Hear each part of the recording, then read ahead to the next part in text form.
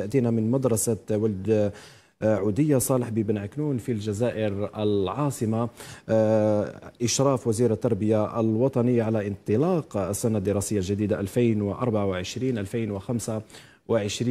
من مدرسة ولد عودية صالح ببن عكنون في الجزائر العاصمة، حيث يشرف على الانطلاق للسنة الدراسية الجديدة 2024-2025 رفقة والي ولاية الجزائر العاصمة، وكذلك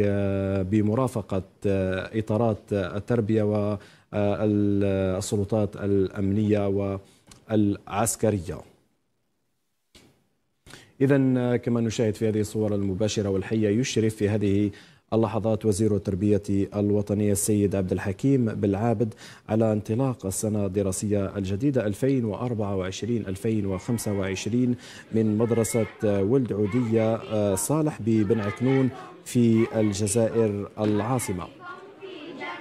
حيث يلتحق هذا اليوم الأحد 22 سبتمبر 2024-2025 أزيد من 11 مليون تلميذ متمدرس في المراحل التعليمية الثلاثة: ابتدائي، متوسط وثانوي، وهذا لبداية موسم دراسي جديد موزعين على أكثر من 30 ألف مؤسسة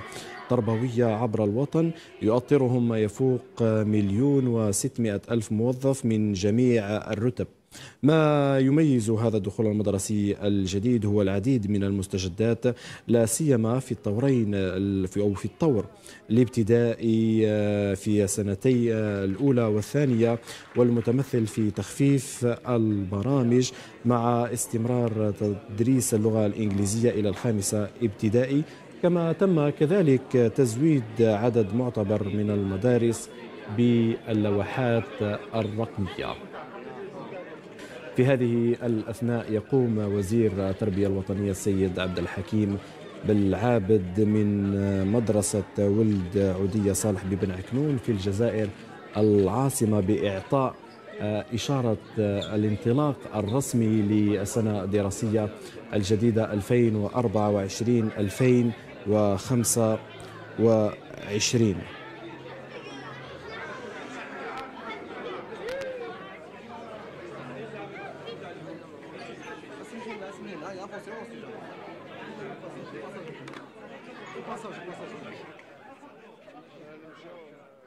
إذا مشاهدينا الكرام، كما نشاهد في هذه الصور المباشرة والحية التي تأتينا مباشرة من مدرسة ولد عودية بن صالح ببن عكنون في الجزائر العاصمة، لوزير التربية الوطنية السيد عبد الحكيم بالعابد، الذي يشرف على انطلاق السنة الدراسية الجديدة 2024-2025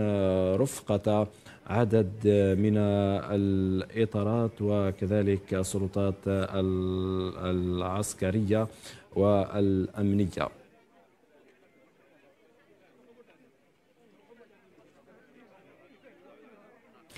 إذن للتذكير، يلتحق اليوم الأحد الموافق ل22 سبتمبر 2024 أزيد من 11 مليون تلميذ متمدرس في المراحل التعليمية ثلاثة: ابتدائي، متوسط وثانوي، وهذا لبداية موسم دراسي جديد موزعين على أكثر من 30 ألف مؤسسة تربوية عبر الوطن، يؤطرهم ما يفوق عن 1,600,000 موظف من جميع الرتب. ما يميز الدخول المدرسي الجديد هو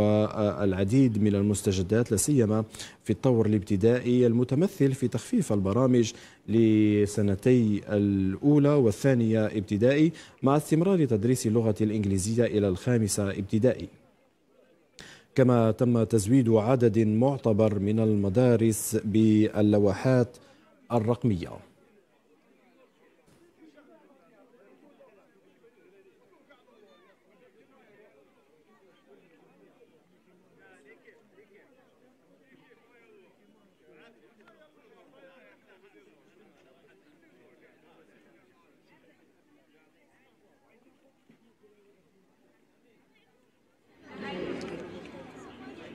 إذا مشاهدينا الكرام، في هذه اللحظات يشرف وزير التربية الوطنية السيد عبد الحكيم بالعابد على الانطلاق الرسمي للسنة الدراسية الجديدة 2024-2025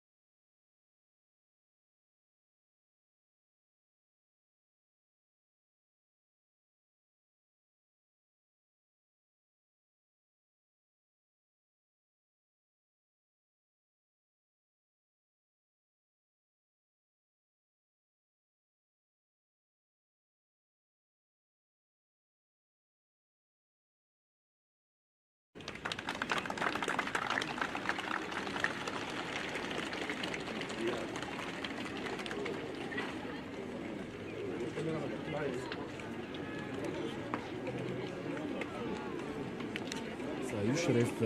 بعد قليل وزير التربية الوطنية السيد عبد الحكيم بالعابد، سيشرف على الانطلاق الرسمي